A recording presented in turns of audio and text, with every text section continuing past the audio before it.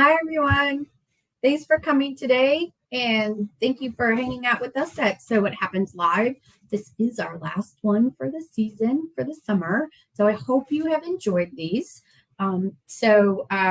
By the way, if there is a subject that you want to know about or know more about, please type that into the comments. We're always looking for topic ideas, and might as well do it for something for what you have requested. Sometimes we just run out of topics. We seriously do. So if there's something that you're interested in seeing, and not just in the MySonet software, you can always go to my past lives that I did today. I did one for Viking and I did one for FOF earlier today. You can go to those two lives and you can go ahead and put in their possible topic as well for the machines, not just the software. So go ahead and do that. Say hi to Meredith. Meredith is here. She's going to feed me the questions. So let's go ahead and get started. So earlier today, I was, like I said, I did 2 Facebook Lives. I did one for Viking, one for FOF, and we talked about Applique Create on the machines itself. And not every single machine has Applique Create built into the machine, but we do have the MySonet software. And if you don't have Applique Create on the MySonet software, I can see a glare in my glasses. If you don't have that on your sewing machine, that's okay, because we have the software and you could do a lot of this stuff and more on the silver version of the MySonet. So let's go ahead and get started. I was doing patches with the applique, so I'm going to go ahead and continue with the patches, and I'm just going to create one little patch today so that you can get an idea of what I did and how to do it. So before we move forward to the software, I do want to show you this. When you create something in the software, it is always best to do a sample stitch out. And I was doing that earlier today. So I didn't finish sewing out the patch because I was doing some sample stitch outs on it. And this first one I want to show you here. So it's still on its water soluble stabilizer. So when you stitch these out, you do put it on one water soluble stabilizer. This one I am treating as a true patch, meaning I am not going to have matching fabric on the back of this one. Eventually, when it is actually stitched out, it will be a sew-on or a fusible patch that could go on to something else. And I'll have fusible web. I'll cut a circle that has fusible web on it. But I wanted to show you this. I was doing my sample stitch out, and I want you to look closely. It's going to be hard to see this. But if you look right here, that did not give me the best satin around it, because I could see a lot of the denim. That's what I'm using here. I'm using a denim, and I did fuse 2 layers of Decker Bond to get the nice stiffness to this. And before I did that, I chose my density on this, and I'm going to talk about density in a moment. And I didn't take in consideration the loft of all 3 of those layers. So when I stitch this out, that is why I did not get that nice satin stitch around the edge. So Meredith, if we could go ahead and go over to the software. All right, here we are. I already have it open, and I have the 120 by 120 hoop selected. So it just defaulted to Viking, but if I went to Universal, we could go to Universal, and let's go ahead and choose the 120 by 120 in the Universal. The difference is that you're not going to see the connector to the machine. You're just going to see a generic hoop, and that is fine. I'm going to stay on neutral, meaning this is the way it's going to fit onto the machine, and we'll say okay. So down here in this little corner, you could kind of see what I already had started working on. It says runs with scissors. If you look at my picture, I do fun things with my scissors. The first place I am going to go is we have what we have. It's called frames. So we have frames, and up here is my drop down, and I have all of these different frames right here. These are all applique. So they're already set up for you. So it has it built in that it will do the placement stitch, the tacking stitch, and then the satin stitch. Because these work like the super designs, we can resize them and change density and change how wide you want your satin stitch to be. We have that opportunity to be able to do that before we set them as stitches. So I'm going to choose the circle, and then I'll come all the way over here to where it says apply. And that one is a little big. So the 120 by 120, it's bigger than 4 inches. I am going to make this a little bit smaller. So I'm holding down my shift key so that I can keep it proportionate. And I'm just going to make this a little bit smaller. and we'll move it to the center of the hoop. Okay, so here's my my circle shape. We're just going to do a basic patch. I'm going to right click on this because I have a few different things that I can look at. Here's my properties. I can change the size if I need to. So I would need to change it, by inches, not just right here. And then if I right click on it again, it says satin line. This is where I would change the width. So right now it's at a 3.0 millimeter, and that is the millimeter that I used for this first sample stitch out that I got.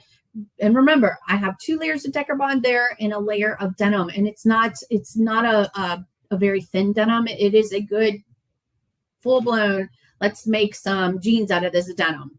So I am going to change that width for my next stitch out. I want it to be at 5. So I want that to be a pretty good size satin stitch or zigzag from the edge. And then my density, I'm going to make that a lot closer. I'm going to change that density down to 2 because I've noticed that even with at density 4 that I could see some of that denim poking through. So I want to just go ahead and adjust that. I don't need to change my start or end point for this because it is a complete circle. But if you were dealing something like a square or rectangle that had corners, then you may want to change that so that when you have it, they'll kind of, you won't necessarily see the minor, but it'll be a nicer overlap. I'm going to say okay to that. Alrighty. The next place I want to go is, we have these super designs, and the super designs are so much fun. You can do so much with them. And I have right here in category, it says all, and down at the bottom, I am going to go to, while I'm here talking, we're passing all of these nice fun shapes here. These are all applique designs. And let me go ahead and just bring one in because they're kind of cool. These alone can be a patch because it's all satin stitch. We'll choose that. We'll bring it. Do you see how it's all a satin stitch? So just stitching this out on water soluble stabilizer can give you a really cute patch, and there's nothing special you need to do to it because all of the edges are a satin, which is super nice. And that's what most of these are. I was looking at this rocket, but sadly the rocket right here, that is just a fill. It doesn't, and if you look closely, it doesn't have like a bean stitch around it or anything. It's just a fill. So I could probably go ahead and take this into digitizing and maybe add a satin around it, a nice thin satin, so it can be its own shaped patch.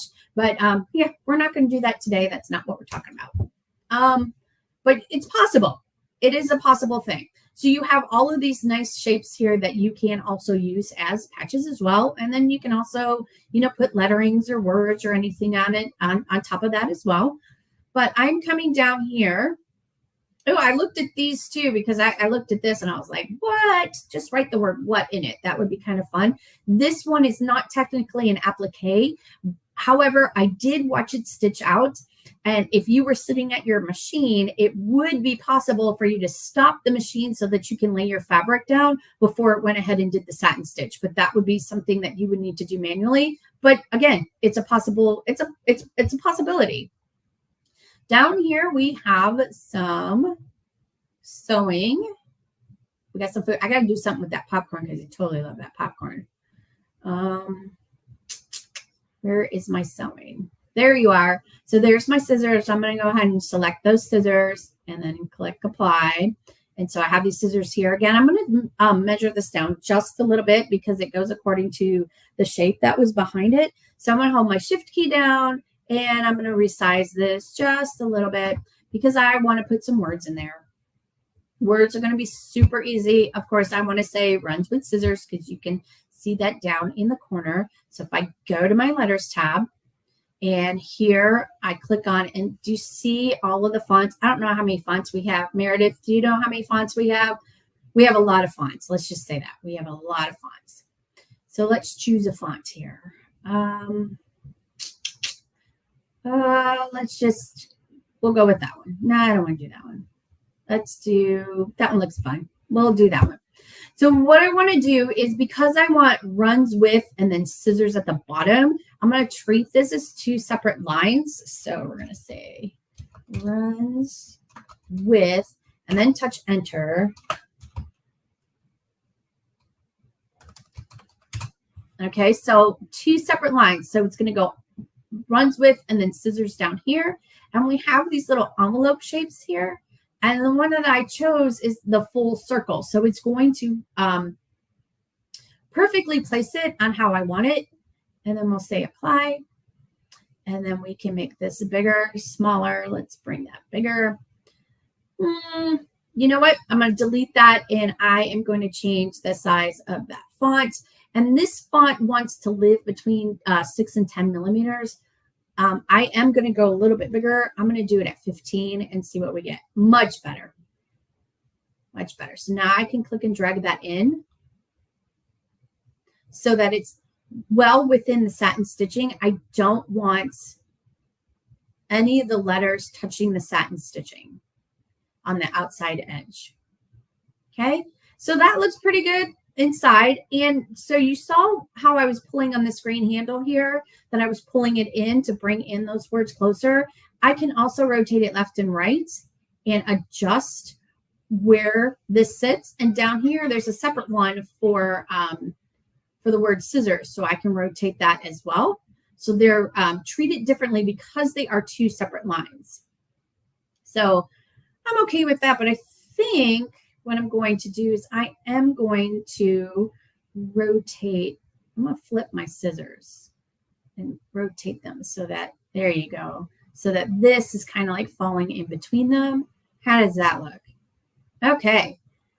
So I can go in on my film strip. I can choose each one. And if you notice that each one of these entities still have green handles around it, and the green handles mean that we're still in edit form. So we can, make all kinds of edits that we want.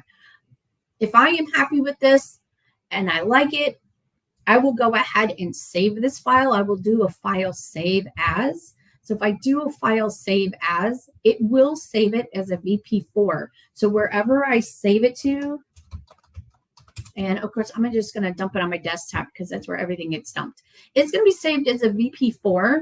And that means if I want to make changes to this file, I can always come back and change it. So let's say I don't want it to say running with scissors. I want to, put something else on there.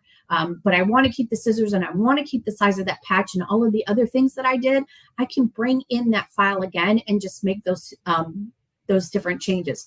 Once I go to File Export, when I export this file, it is going to export as a VP3, and that means it's going to set it as stitches. So to try and bring it in, it'll be brought in as a stitch file. And if I wanted to make changes to it, then I would then have to take it into Stitch Editor and modify to make any of those changes. So I'm just going to go ahead and leave it as VP3, or leave it.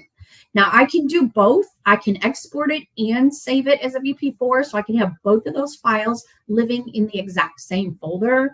So because the file extensions are different. All right. I can change these colors if I wanted to. So if I want to change the color of the lettering, I can. If I want to change the color of my satin stitch, I can just click on it and I can do that as well. Let's go ahead. Let's make it pink. Yeah, that looks good. So the other thing that you could do, because we chose something that has an applique in it, which is from our frames, I'm going to right click on this and I'm going to fix it as stitches. So at this point, it is now stitches.